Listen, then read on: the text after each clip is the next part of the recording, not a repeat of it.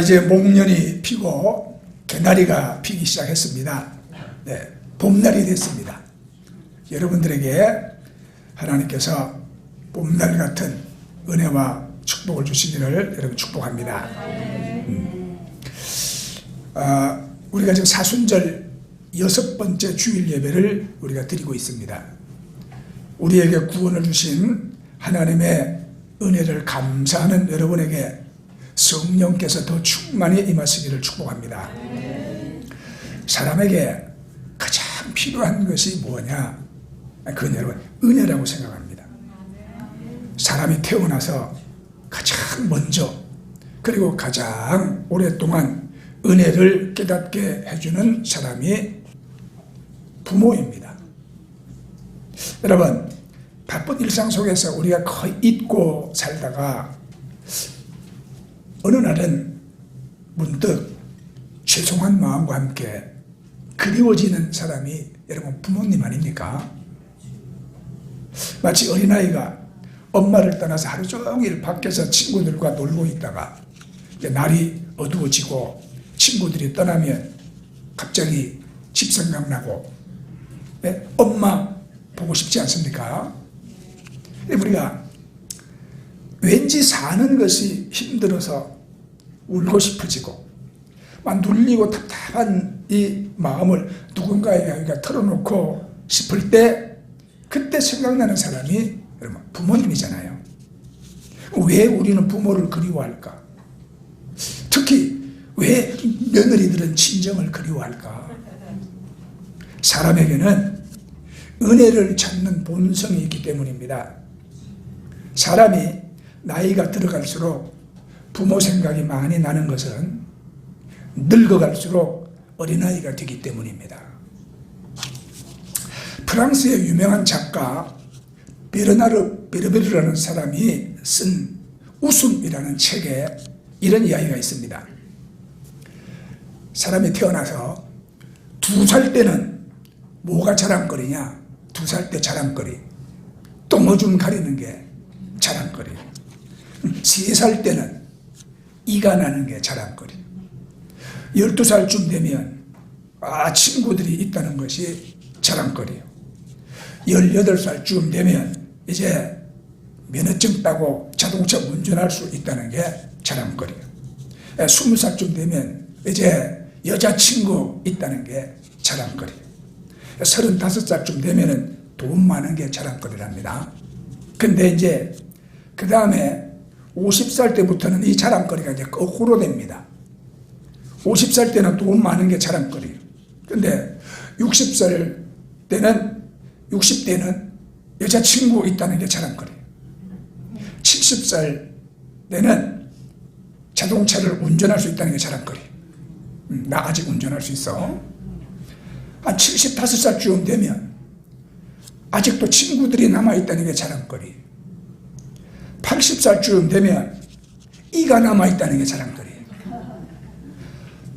85살쯤 되면 이제 내 손으로 똥오줌 가리는 게 자랑거리. 그러니까 인생이란 보세요. 결국 다시 어린아이가 되는 거야. 인생이란 먹고 배우고 결혼하고 돈 벌고 자랑스러워하다가 결국 마지막 소원은 똥오줌 내 손으로 가리는 걸로 마감한다 이 말입니다. 결국 어린아이로 돌아가는 거죠. 네. 은혜는 내 모습 그대로 받아주는 게 사랑입니다. 부모에게 가면 자식들은 부모로부터 무조건 받아주는 사랑을 느끼죠. 부모는 네가 무슨 일을 했느냐 묻지 않습니다. 무슨 일을 해야 자식인 것이 아니죠. 부모에게 자식은 네가 무슨 일을 했느냐가 아니라 네가 누구냐입니다. 네가 대단한 일을 하지 아니해도 괜찮아. 그저 내 자식이면 돼. 이게 은혜인 것입니다. 우리가 일상 속에서 열심히 일해야 하고 다른 사람에게 책 잡히지 않아야 하고 또 우리의 그 직분과 지위를 내가 성과와 능력으로 증명해야 합니다. 그러기 위해서 많이 긴장하고 땀 흘리고 살잖아요. 그러나 부모를 만나면 그럴 필요가 없어집니다. 부모는 우리에게 아무런 능력을 요구하지 않습니다. 그저 건강하면 되고 그저 행복하면 됩니다. 이것이 은혜입니다, 여러분. 이 은혜는 하나님과의 관계에서도 그렇습니다. 요한복음 2장 8절에 있는 말씀을 보면 너희는 그 은혜를 말미암아 믿음으로 구원을 받았으니 그렇게 말씀합니다. 그 은혜가 어떤 은혜인가 우리가 알아야죠. 하나님의 은혜를 알기 위해서 우리는 죄에 대해서 다시 한번 생각해야 합니다. 지난주에 말씀드린 대로 의인은 없나니 하나도 없습니다. 모든 사람이 죄를 지어서 하나님의 영광에 이르지 못했습니다. 죄는 눈에 보이는 열매가 아니라 뿌리입니다. 뿌리. 법적으로 지은 죄만 죄가 아니라 마음으로 지은 죄, 하나님에 대해 지은 죄가 더 큰 죄인 것입니다. 그러니까 죄의 근본은 하나님에 대한 반역입니다. 하나님을 무시하고 반항하고 하나님의 자리에 내가 앉는 것입니다. 그래서 내 인생 내 마음대로 내 마음이 가는 대로 산다. 그게 여러분 죄예요. 사과나무에 사과가 달랑 한 개 달려있다. 그 사과나무 아닙니까? 그 사과나무요. 사과가 100개 달려있다. 그것도 사과나무예요. 그렇죠. 내가 죄가 손톱만큼 밖에 없다. 그 죄인 아닙니까? 그 죄인이에요. 그러니까 수도원에서 날마다 시꺼먼 옷 입고 회개하는 수도사나 학교에서 슬쩍 컨닝하는 학생이나 아니면 막 사람을 막 토막내서 죽인 사람이나 하나님이 볼 때 다 똑같은 죄인이다 이 말입니다. 여러분도 죄인이라고 생각하십니까? 그렇죠. 그러니까 하나님 앞에 나와 있는 거예요. 문제는 죄에는 형벌이 따른다는 거죠. 죄는 어떤 모양이든지 대가를 지불해야 합니다. 작은 법을 어기면 벌금을 내고 큰 죄를 지으면 구속되고 아주 큰 죄를 지으면 사형받습니다. 이 모든 형벌에 따르는 특징은 두려움입니다. 아담도 선악과를 따먹고 나무 사이로 숨었습니다.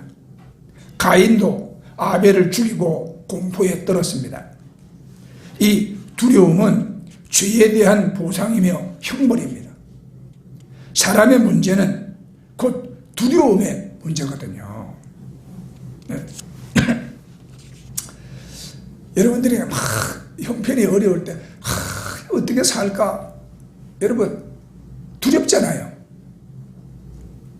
그런데 예수님은 뭐라고 말씀했어요? 두려워 말라 그랬죠.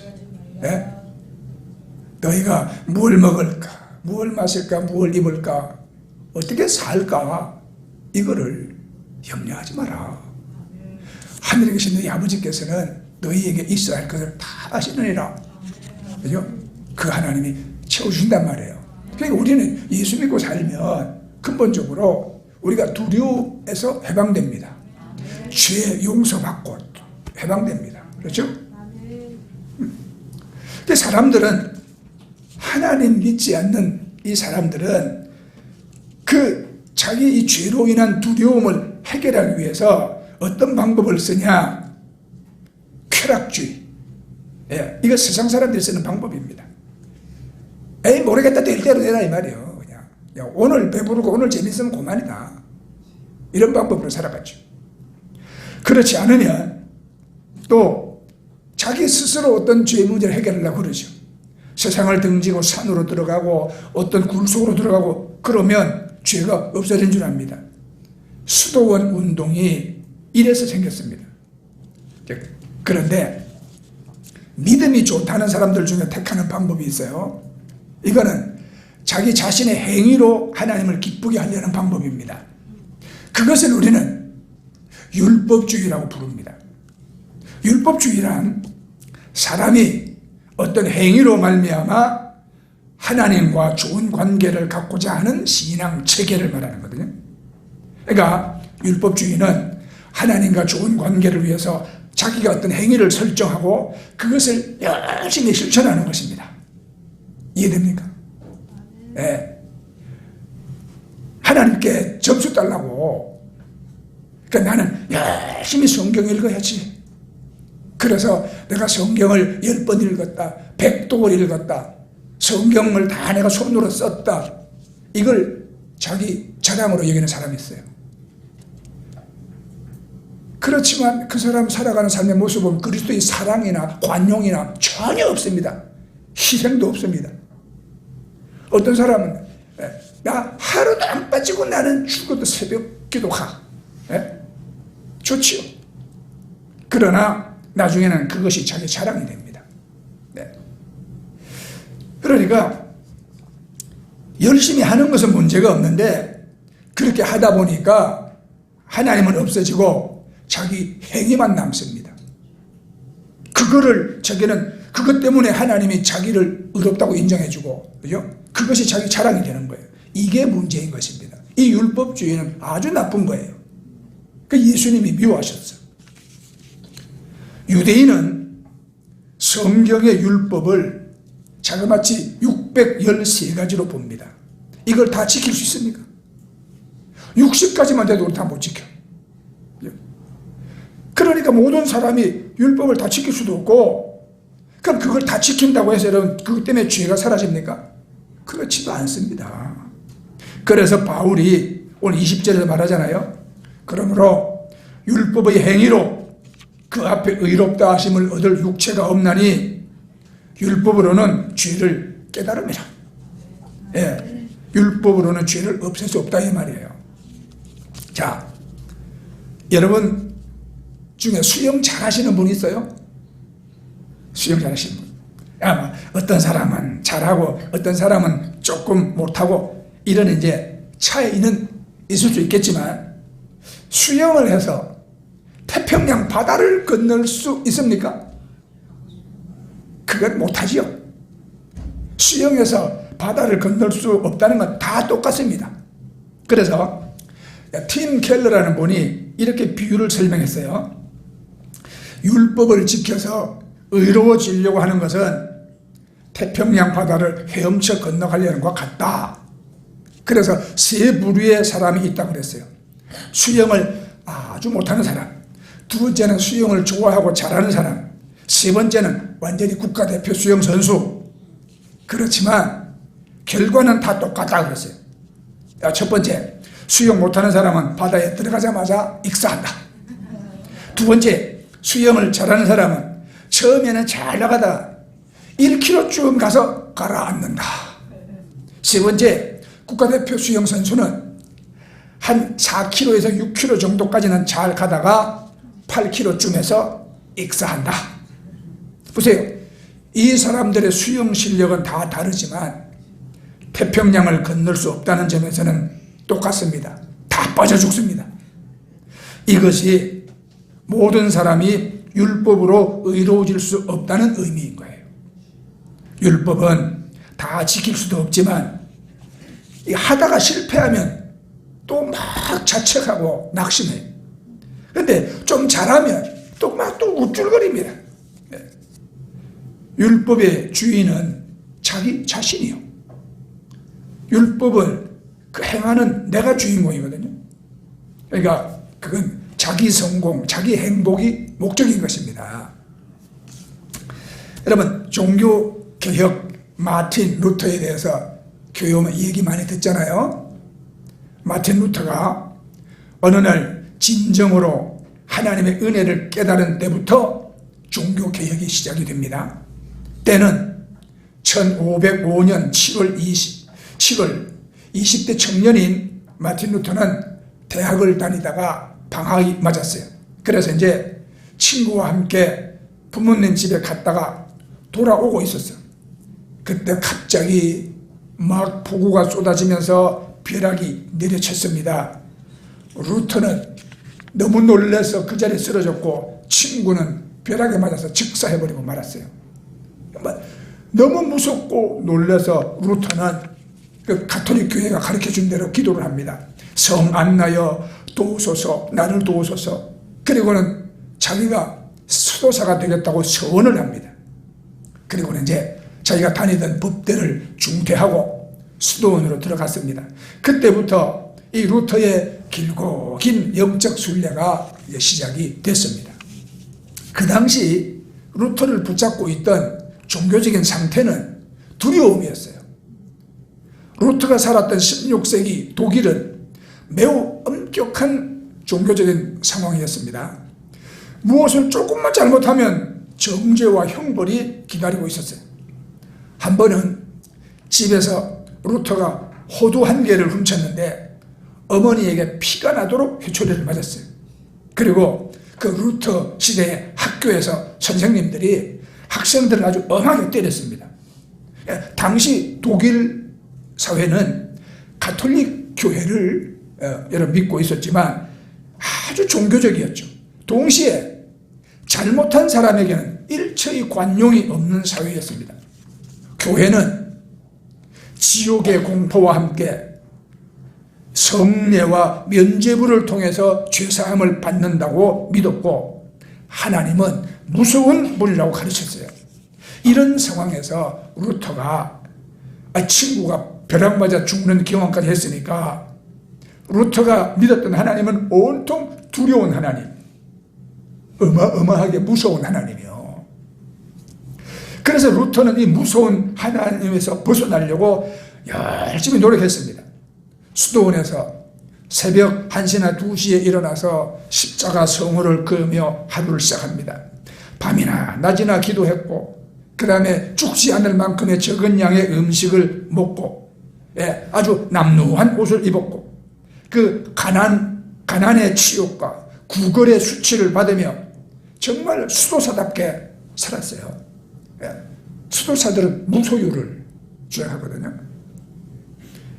자, 이제 때가 되어서 로마의 성지 순례를 갔는데 가톨릭 교회니까 로마로 성지 순례를 갔는데 예수님이 빌라도에게 재판을 받을 때 올라가신 28개의 계단이 로마에 있습니다. 왜 로마에 있냐? 예루살렘에 있던 것을 로마 가톨릭 교회가 그걸 뜯어다가 로마에 갔다가 이제 그 설치를 한 거예요. 그래서 그 예수님이 빌라도에게 재판을 받을 때 올라가신 28개 그 빌라도의 계단을 주기도문을 외우면서 걸어서 올라가는 게 아니에요. 무릎으로 올라갑니다. 무릎으로. 그걸 몇 번 하면 무릎에서 피가 철철 납니다. 그건 여러분 그렇게 했지만 그 모든 종교적인 행위가 하나님에 대한 그 두려움과 불안을 없애주지를 못합니다. 그는 자기 자신의 그 선행과 노력으로 하나님을 기쁘시게 하고 자기 자신을 두려움에서 해방시키려 했지만 그 필사적인 노력이 그에게 기쁨과 만족을 주지를 못했어요. 자, 여러분 이것이 오늘날 우리들의 문제입니다. 자, 어떤 집사님이 교회에서 많은 일을 하고 봉사를 해서 와 아주 1등 집사님이야 그러면서 인정받고 사랑받았습니다. 그런데 처음에는 무조건 열심히 했는데 시간이 갈수록 내가 왜 열심히 해야 하는지 스스로에게 묻기 시작했어요. 왜? 열심히 신앙생활 하는 만큼 더 행복해지지도 않고 열심히 할수록 기쁨도 사라지고 감사가 사라지는 이게 이상한 현상을 경험하기 시작합니다. 더 큰 위기는 자기가 열심히 할수록 주변에 열심히 하지 않는 사람들이 보이기 시작한다 이 말이에요. 저 인간들은 뭐냐? 그래서 이제 혼란이 옵니다. 내가 잘못 믿는 건가? 아니면 저 사람들이 잘못 믿는 건가? 여러분, 지금 이 집사님이 가진 위기는 어떤 위기입니까?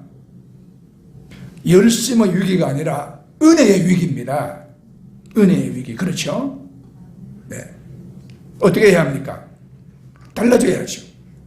그렇게 하루하루 억지로 사는 게 신앙생활이 아닙니다. 그럼 어떻게 해야 합니까? 자, 오늘 읽은 말씀 21절에 보면 이제는 율법 외에 하나님의 한 의가 나타났으니 율법과 선지자의 증거를 받은 것이라 그랬거든요. 이제는 이라고 되어 있는 이 말은 인간의 모든 죄로 인해 생긴 두려움에 대한 하나님의 해답입니다. 인간은 죄인이고 죄로 인해서 심판받고 망해야 하지만 하나님은 인간을 그렇게 망하게 놓아둘 수가 없다 이 말입니다. 그래서 하나님이 방법을 제시했습니다. 로마서 3장 21절에 이제는 율법 외에 하나님의 한 의가 나타났으니, 여기 율법이 아니라 나타난 하나님의 의, 이게 하나님의 해법입니다. 그 다음 구절 22절을 보면 곧 예수 그리스도를 믿음으로 말미암아 모든 믿는 자에게 미치는 하나님의 의니 차별이 없느니라 그랬습니다. 예수님을 믿음으로 말미암는 하나님의 의, 그것이 우리에게 해답이라는 거예요. 하나님의 의는 우리 인간의 율법주의에 대한 하나님의 대안입니다. 하나님이 가진 의를 우리에게 덧입혀 주셔서 그 의로 우리가 의로운 자가 되게 하셨습니다. 그러니까 행위의 주체가 우리가 아니라 하나님입니다. 하나님. 여러분 모두 다 가끔은 내가 선하게 살아야지, 내가 좀 더 믿음으로 살아야지, 이런 생각은 누구나 다 하잖아요. 생각은 하지만 선을 행하지 못하는 우리지 않습니까? 그러니까 그 선행이 구원의 방법이 아니라 희생이 구원의 방법이다. 그러면 누가 누구를 희생시킨 거냐? 하나님이 그 아들 예수 그리스도를 희생을 시킨 거거든요.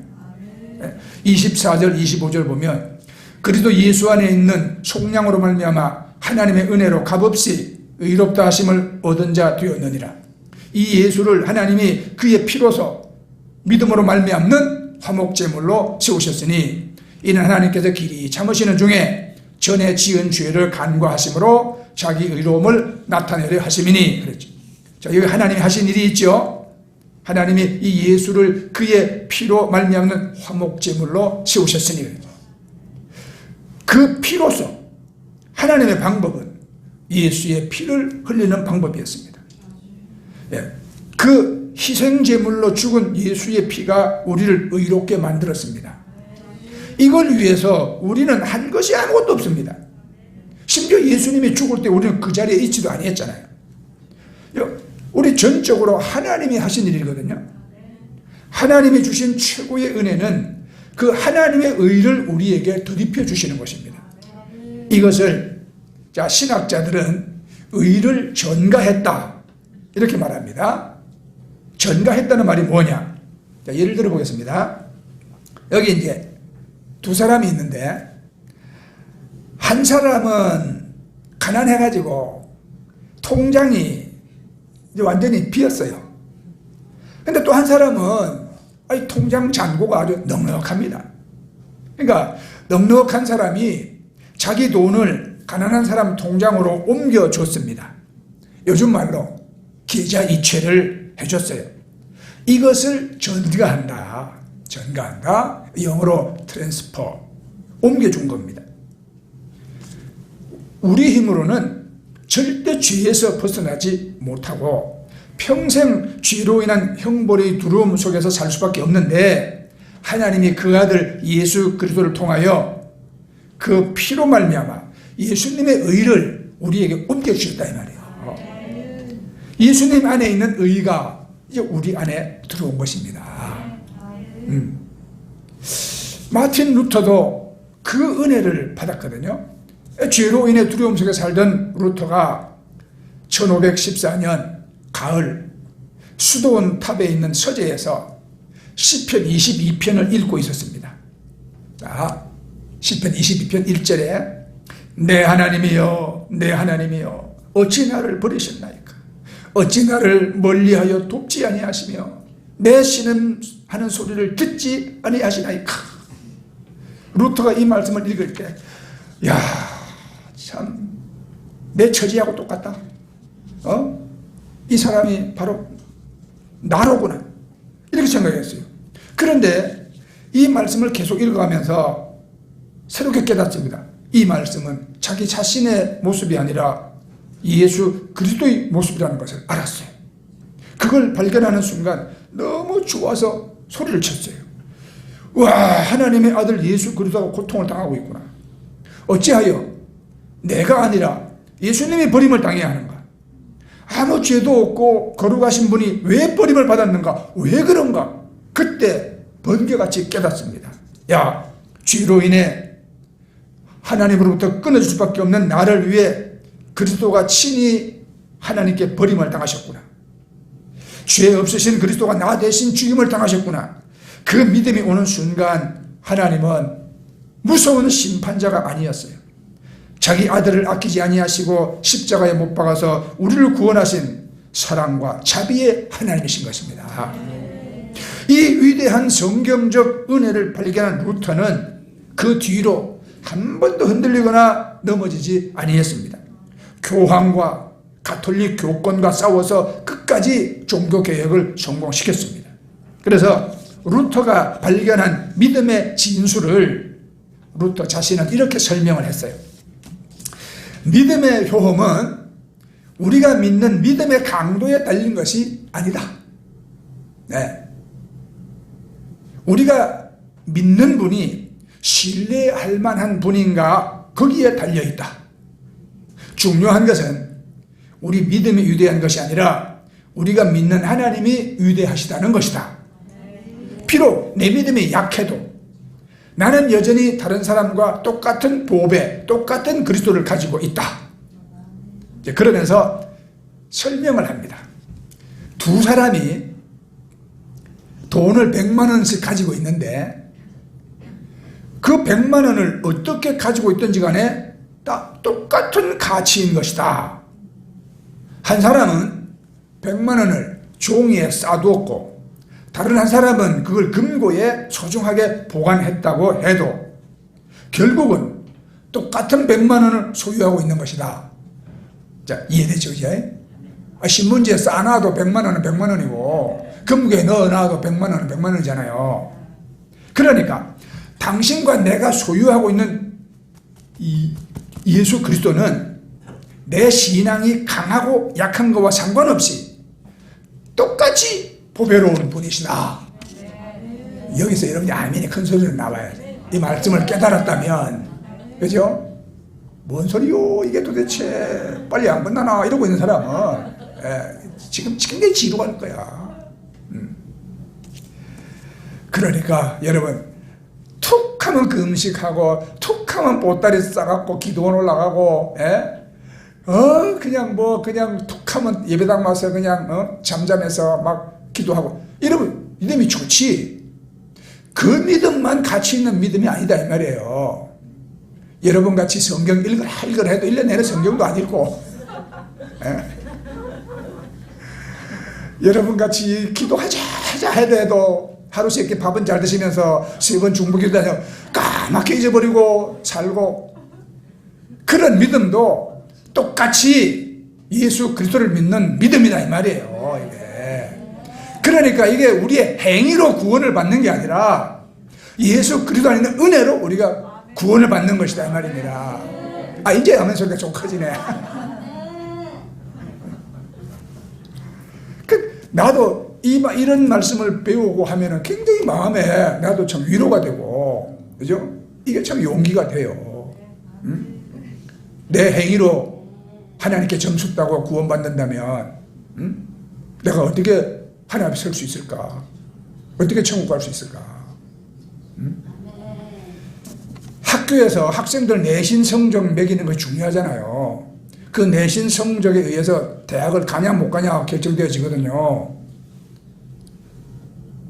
교회에서도 여러분들 신앙생활 내신 성적을 매긴다면 우선 첫째로 내신 성적 가장 점수 좋게 받을 사람은 적어도 예배 시작 한 20분 전에 좀 교회 오는 사람이에요. 최고 내신 등급을 받을 수 있어. 그 다음 단계는 예배 시작 전에 오는 사람. 네, 그 다음 단계예요. 그 다음 단계는 예배 시작하고 한참 있다가 어슬렁어슬렁 오는 사람. 이거는 내신 최하 등급이지. 내신 최하 등급. 그러면 세상처럼 그 내신 점수 등급 가지고 천국을 들어가냐 못 가냐를 하면, 여기 못 들어갈 사람들 들어 있어요. 많지는 않아. 들어 있어요. 네. 그런데 하나님은 그렇지 않다 이 말이에요.